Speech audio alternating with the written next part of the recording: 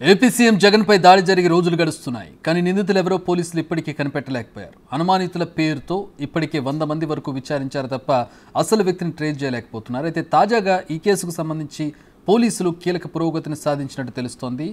వడ్డెర కాలనీకి చెందిన 5 యువకులను అదుపులోకి తీసుకున్నారు. వారంతా కూడా మైనర్లు. అందులో సతీష్ అనే వ్యక్తి రాయితో కొట్టాడని మిగతా యువకులు పోలీసులకు చెప్పినట్టుగా తెలుస్తోంది.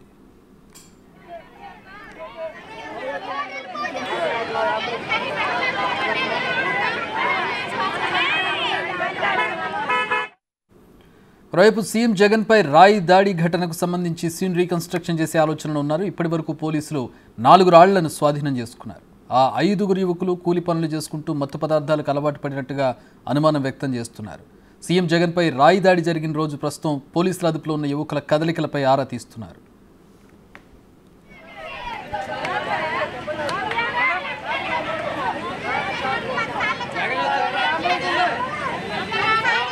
మరోవైపు పోలీసుల అదుపులో ఉన్న యువకులను ఇప్పటి వరకు విడిచిపెట్టకపోవడంపై తల్లిదండ్రులు ఆగ్రహం వ్యక్తం చేస్తున్నారు. తమ పిల్లలను విడిచిపెట్టాలని డిమాండ్ చేస్తూ ఆందోళన చేశారు. రోడ్డుపై ధర్నాకు దిగారు. వదిలిపెట్టకపోతే ఆత్మహత్య చేసుకుంటామని తల్లిదండ్రులు హెచ్చరిస్తున్నారు.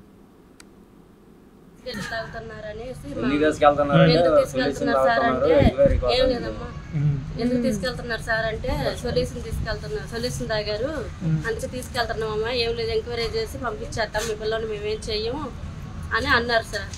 అంటే సర్లేనేసి ఇంక తీసుకెళ్ళిపోయారు. వస్తుంటే ఆధార్ కార్డు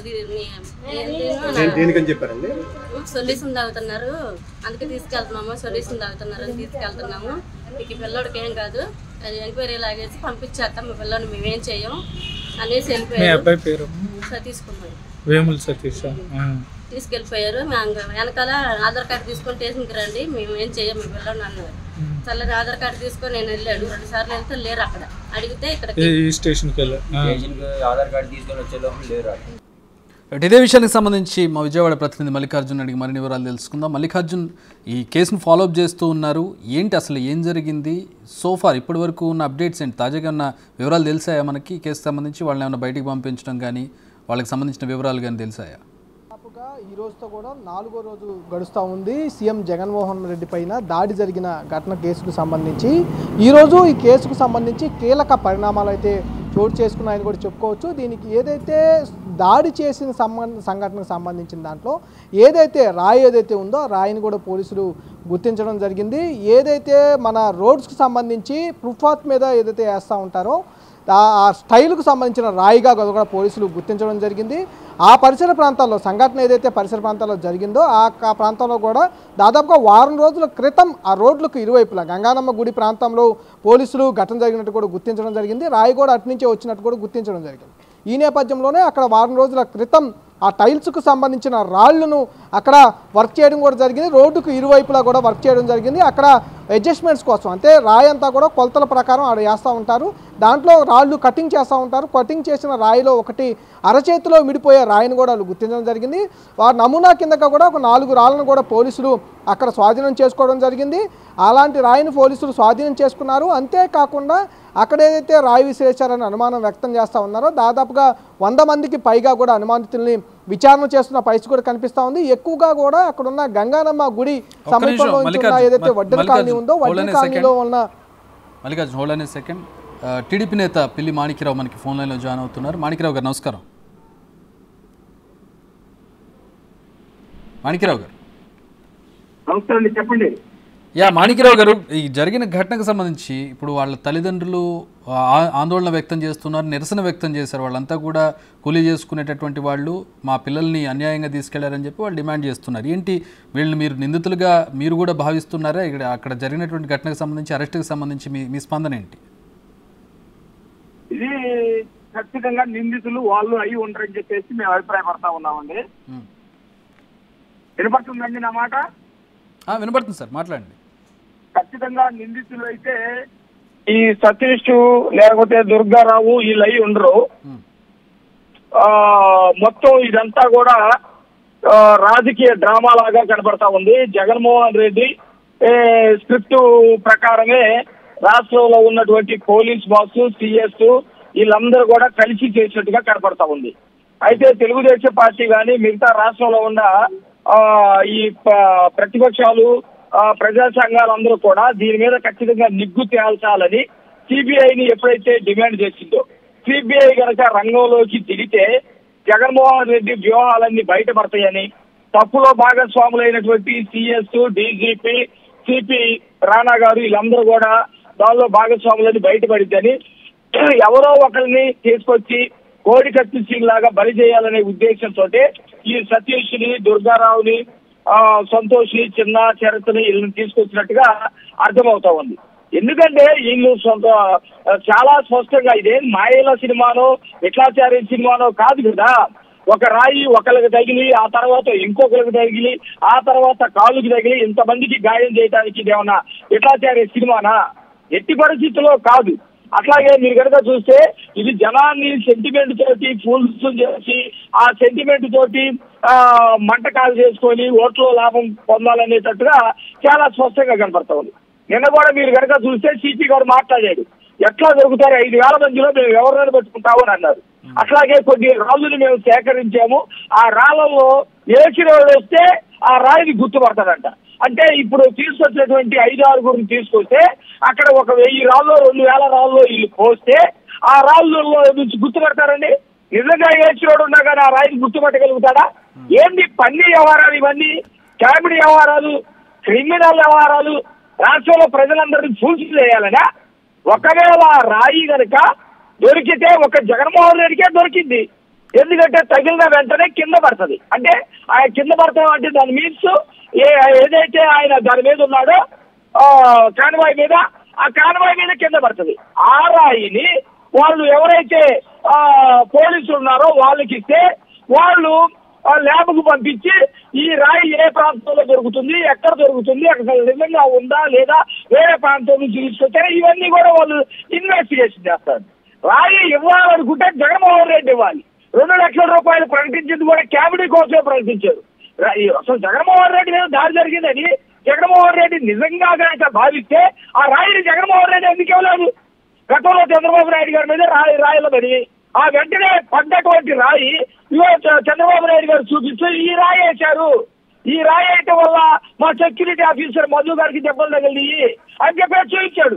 అంత రాయి తగిలి రక్తగాయం అయినప్పటికీ కూడా మా సెక్యూరిటీ ఆఫీసర్ మీద చర్యలు తీసుకోలేదు. ఆ రోజు దాని మీద 334 ఏదో కట్టేసి పంపించేటువంటి పరిస్థితి. ఎందుకు? సానుభూతి కోసం ఇంత కక్కుర్తికి దిగుతారాలా?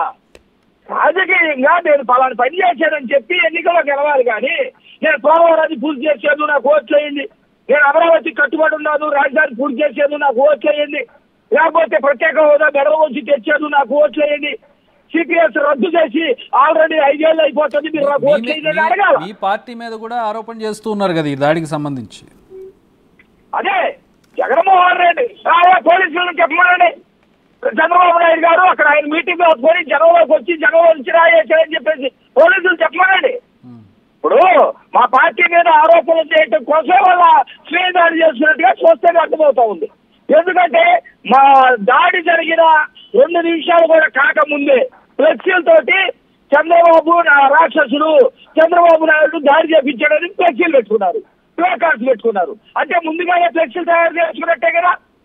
అసలు ఆ దాడే జరగలేదు. అది దానికి సంబంధించి ఏదైతే పెద్ద గజమాలు చేశారో చంద్రబాబు గారి పర్యటనలోను జనసేన పర్యటనలో కూడా రాళ్లదాడులు జరిగాయిగా. అవునండి, ఇక్కడ జరగలేదు, అక్కడ జరుగుతూ ఉన్నాయి. జరుగుతున్నంత కూడా వాళ్ళకి తెలుసు. అసలు ఒక ముఖ్యమంత్రి, ఒక డీజీపీ, ఒక పోలీస్ ఆఫీసర్ వాళ్ళు కదా మాట్లాడాల్సింది. వాళ్ళు ఎట్లా మాట్లాడుతున్నారు? ఈ రోజు జగన్మోహన్ రెడ్డికి సంబంధించిన ట్యాక్స్ మాట్లాడుతూ ఉన్నారు వాళ్ళు. కాబట్టి ఇదంతా కూడా సానుభూతి కోసం చేసుకున్నటువంటి డ్రామా. ఆంధ్ర రాష్ట్ర ప్రజలు అవివేకులు కాదు, అమాయకులు కాదు. మాణిక్యరావు గారు నిజంగా రాళ్ల దెబ్బలు తగిలినాయి అని చెప్పి సానుభూతి పొంది ప్రజలు ఓట్లేసేసే అంత స్థితిలో ఉన్నారా ఏపీ ప్రజలు? సానుభూతి స్టంట్ అని అనుకుంటే ఆ పరిస్థితిలో లేరు కదా. నేను అంటున్నానండి, ఇప్పుడు ఆ పరిస్థితిలో లేరు. గతంలో కోడి కత్తితోటి డ్రామా ఆడాము, అది సగం పండింది. పూర్తిగా పండాలంటే వివేకానంద రెడ్డిని లేపేసి చేయాలి. దానివల్ల మనం అధికారంలోకి వచ్చాము. మళ్ళా 5 సంవత్సరాల పాటు ప్రజల దగ్గరికి మనం వెళ్ళలేదు. ఇదిగో జిల్లాకు ఒకసారి ఇప్పుడు వెళ్తున్నాము. మరి సానుభూతి రావాలి. ఆ సానుభూతి రావాలంటే ఇట్లాంటి పనులు ఏమైనా చేయించుకోవాలని పండిన డ్రామా ఇది. అందుకని చెప్పేసి మళ్ళీ మళ్ళీ అదే డ్రామాలు వేస్తే అది ప్రజల ముందు బఫూన్ అవుతారు, లేకపోతే ప్రజలు వీళ్ళని యాక్సెప్ట్ చేయరని కింద లాజిక్ ఎందుకు మర్చిపోయారని చెప్పేసి మేము అడుగుతా ఉన్నాం. ఇప్పుడు ఎవరైతే ఈ మైనర్లను అరెస్ట్ చేశారో వాళ్ళకి సంబంధించి మీరు టీడీపీ వాళ్ళు ఏమన్నా వాళ్ళకి సపోర్ట్గా వెళ్ళే అవకాశం ఉందా? ఆ పేరెంట్స్కి కానివ్వండి, పిల్లల తరపున కానీ? మేము వాళ్ళకి సపోర్ట్ అని వీళ్ళకి సపోర్ట్ అని కాదు, వాళ్ళని తీసుకొచ్చిన తర్వాత వాళ్ళు ఒక స్టేట్మెంట్ ఇచ్చారని వార్తలు వస్తా ఉన్నాయి. మాకు మద్యం బాటలో 350 రూపాయలు డబ్బులు ఇస్తామన్నారు, అవి ఇవ్వలేదు, అవి ఇవ్వనందువల్ల చేయమని చెప్పేసి వాళ్ళు అన్నట్టుగా వార్తలు వస్తున్నాయి. అది ఎంతవరకు నిజమో కాదో నిర్ధారణ చేయాలి. పిల్లల ఆందోళన చెందుతా ఉన్నారు, దీని పట్ల కూడా పోలీసులు గమనించాలి. కాబట్టి ఇట్లా డ్రామా వేసి ఆ డ్రామాని రక్తి కట్టించడం కోసం వేరే వాళ్ళు తీసుకొచ్చి వాళ్ళ జీవితాలు పాడు చేయదు. ఎందుకంటే జగన్మోహన్ రెడ్డి వేసే డ్రామాలో వాళ్ళ జీవితాలు నాశనమైనటువంటి మనకి కళ్ళ ముందు స్వచ్ఛంగా కనబడతా ఉంది. కోడి కట్టి జీవితం 5 ఏళ్ల పాటు జైల్లో ఉన్నాడు. తన జీవితం మొత్తం కూడా ఎవరి జీవితం అంతా కూడా నాశనం అయినటువంటి పరిస్థితి ఉంది. ఈ రోజు కూడా అలాంటి డ్రామాగానే కనబడతా ఉంది. రైట్, ఏం డిమాండ్ చేస్తారు మాణిక్యరావు గారు చివరిగా? సిబిఐ ఖచ్చితంగా దీనిలో ఇన్వెస్టిగేషన్ చేయాలి. సిబిఐ చేస్తే నిజమైనటువంటి డ్రామా ఆడిన వాళ్ళు ఎవరు, నిజంగా రాయి పడితే ఎవరి ద్వారా పడిందో, ఎవరు వేయించారు, పోలీసులు ఎందుకు స్పందించలేదు, 2 లక్షల రూపాయలు రివార్డు ప్రకటించినటువంటి పోలీస్ ఆఫీసరు గంటలోనే ఎందుకు పట్టుకొచ్చాడు, ఎవరెవరు పాత్ర ఉందో మొత్తం కూడా తేలింది. అందుకనే ఈ విషయంలో సీరియస్ గా సిబిఐ ఇన్వెస్టిగేషన్ చేయాలని మేము డిమాండ్ చేస్తా ఉన్నాం. Right, thanks for joining with us Manikyarao garu. అది టీడీపీ నేత పిల్లి మాణిక్యరావు స్పందన చూసాం. సిబిఐ ఎంక్వైరీని డిమాండ్ చేస్తూ ఉన్నారు టీడీపీ నుంచి. రైట్, మా ప్రతినిధి మల్లికార్జున్ ప్రస్తుతం లైన్లో అందుబాటులో ఉన్నారు. మల్లికార్జున్, ప్రస్తుతం చూస్తూ ఉన్నాం మాణిక్యరావు మాట్లాడారు, సిబిఐ ఎంక్వైరీ డిమాండ్ చేస్తున్నారు. ఏంటి అసలు కేసు పూర్వపరాలు ఏంటి? ఆయన అంటాడు రాయి దొరకాలి కదా, రాయి దొరికితే జగన్మోహన్ రెడ్డికి దొరకాలి, పోలీసులకి ఎట్లా దొరికింది, ఎవరో 4 చెప్పారని చెప్పి ఈ 4 చీకట్లో తీసుకెళ్ళి ఎలా అరెస్ట్ చేస్తారని చెప్పాను. కేసు ఏమని కట్టారంటే వాళ్ళు పోలీసుల నుంచి వచ్చిన ఇన్పుట్స్ ఏంటి? అయితే పోలీసులు అయితే క్లియర్గా చెబుతున్న పరిస్థితి కనిపిస్తూ ఉంది. ఏదైతే రాయితో జరిగిన దాడి అనేది మేము గుర్తించాము, అదిగో ఆ రాయి కూడా చెయ్యిలో ఇమిడిపోయేది, అరచేతిలో ఇమిడిపోయే రాయిగా గుర్తించాము. ఆ రాయి కూడా అక్కడ రీసెంట్గా కొత్తగా కూడా అక్కడ కన్స్ట్రక్షన్ జరిగిన ప్రాంతం అది, ఆ దాంట్లో ఉన్న రాయినే పికప్ చేసినట్లుగా కూడా గుర్తించారు పోలీసులు అయితే చెప్తున్న పరిస్థితి కనిపిస్తూ ఉంది. అలాగే అంతేకాకుండా ఎక్కడైతే రాయి దాడి గట్టిందో ఆ సైడ్ నుంచి రాయి ముందు జగన్మోహన్ రెడ్డికి తగిలింది. జగన్మోహన్ రెడ్డికి తగిలిన వెంటనే కూడా అది వెల్లంపల్లి శ్రీనివాసరావు ముక్కు తగిలింది. ముక్కు తగిలిన తర్వాత ఆయన కంటికి తగిలి బయటికి వెళ్ళిపోయిందంటూ కూడా నిన్న పోలీస్ కమిషనర్ క్లియర్గా మనకి చెప్పడం కూడా జరిగింది, మీడియాకు ఆయన వివరించడం జరిగింది. ఏదైతే వెల్లంపల్లి ఫిర్యాదు మేరకు అలాగే కేసుకు సంబంధించిన గ్రౌండ్స్ని బేస్ చేసుకునే ఒక 307 హత్యాయత్నం కేసుని నమోదు చేశామంటూ కూడా పోలీసులు చెబుతున్న పరిస్థితి కూడా కనిపిస్తూ ఉంది. దానికి సంబంధించి తగిలిన రాయినైతే పోలీసులు ఇప్పటి వరకు హ్యాండ్ ఓవర్ చేసుకున్న పరిస్థితి అయితే లేదు, కానీ దానికి సంబంధించిన నమూనాలు ఏవైతే అంటే దాంతో పోల్చుకున్న రాయిలు ఏవైతే ఉన్నాయో ఆ రాయిల్ని ఒక 4 రాయిల్ని వాళ్ళు తీసుకోవడం జరిగింది, వాటిని ల్యాబ్కి కూడా పంపించడం జరిగింది. ఆ బేస్ చేసుకునే ఆ రాయిని అనేది గుర్తించారు తప్పితే ఎక్కడ కూడా దాడి జరిగిన రాయి ఏదైతే జగన్మోహన్ రెడ్డికి తగిలిన రాయి అయితే ఉందో ఆ రాయిని అయితే ఇప్పటివరకు పోలీసులు తీసుకున్న పరిస్థితి లేదు, సేకరించిన పరిస్థితి కూడా లేదు.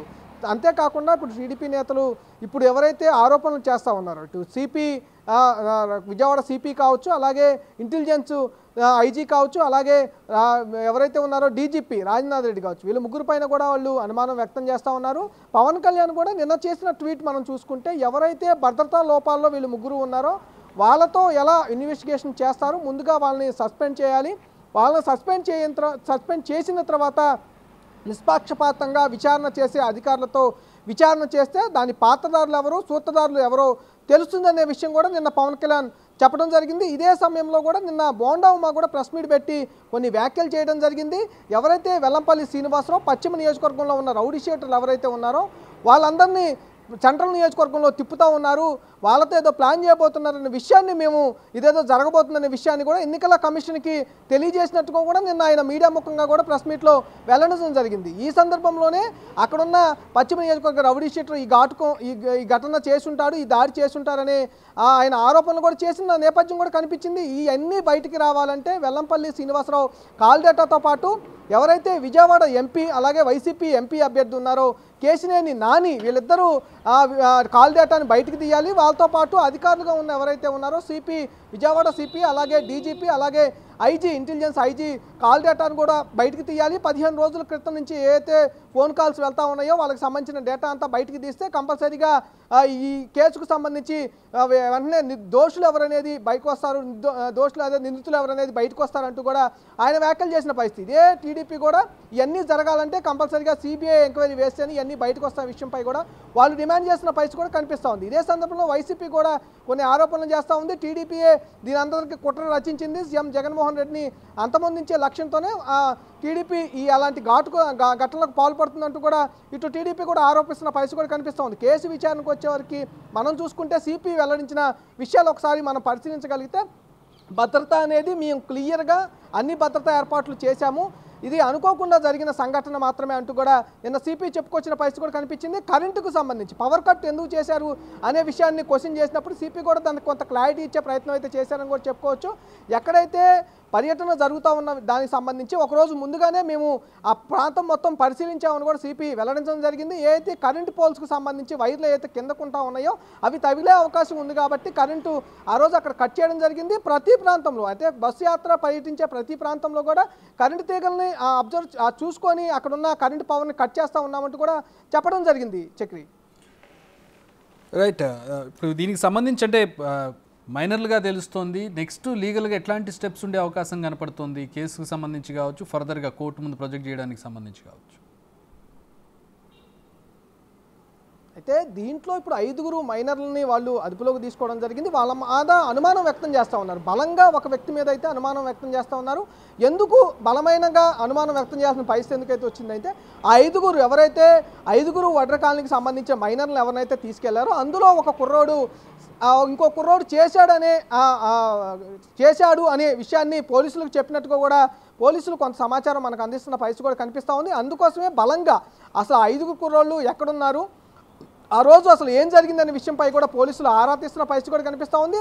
ఆ 2-3 రోజులుగా ఆ కుర్రాల యొక్క కదలికలను కూడా ఆరా తీస్తూ ఉన్నారు. అలాగే ఫోన్లకు సంబంధించి ఫోన్ కాల్ డేటాను కూడా వాళ్ళు ఆరా తీస్తున్న పరిస్థితి కూడా కనిపిస్తూ ఉంది. అన్నింటినీ క్రోడీకరించుకున్న తర్వాత అతనే చేసి ఉంటారని బలమైన నమ్మకం, ఆధారాలు సేకరించిన తర్వాత కోర్టుకు సబ్మిట్ చేసే అవకాశం అయితే కనిపిస్తూ ఉంది. దాని తర్వాత ఎన్నికల కమిషన్ ఈ కేసును కూడా సీరియస్గా తీసుకుని దానికి సంబంధించి సమగ్ర నివేదికను అందించాలని కూడా ఎన్నికల కమిషన్ ఇప్పటికే సిపిని ఆదేశించడం జరిగింది. దీనికి సంబంధించిన ప్రాథమిక విచారణకు సంబంధించిన నివేదికను అయితే ఇప్పటికే ఎన్నికల కమిషనర్ మీనా కూడా అందించడం జరిగింది. ఈ కేసుకు సంబంధించిన వివరాలన్నీ ఆయన తెలుసుకున్న తర్వాత దానికి సంబంధించి కొన్ని సూచనలు కూడా ఆయన వెల్లడించడం జరిగింది. సమగ్ర నివేదికను వెంటనే ఇవ్వాలి అని చెప్పి కూడా చెప్పడం జరిగింది. అలాగే ఉమ్మడి కృష్ణా జిల్లాకు సంబంధించిన భద్రతా చర్యలు ఏ విధంగా తీసుకుంటా ఉన్నారు, ఇటు సీఎం జగన్తో పాటు మరికొంతమంది కీలక నేతల పర్యటనలో ఎలాంటి భద్రతా చర్యలు తీసుకుంటున్నారంటూ కూడా వెల్లడించడం జరిగింది. భద్రతా చర్యల్లో కొన్ని సూచనలు కూడా ఇవ్వడం జరిగింది. Chakri right, thanks for the updates Mallikarjun.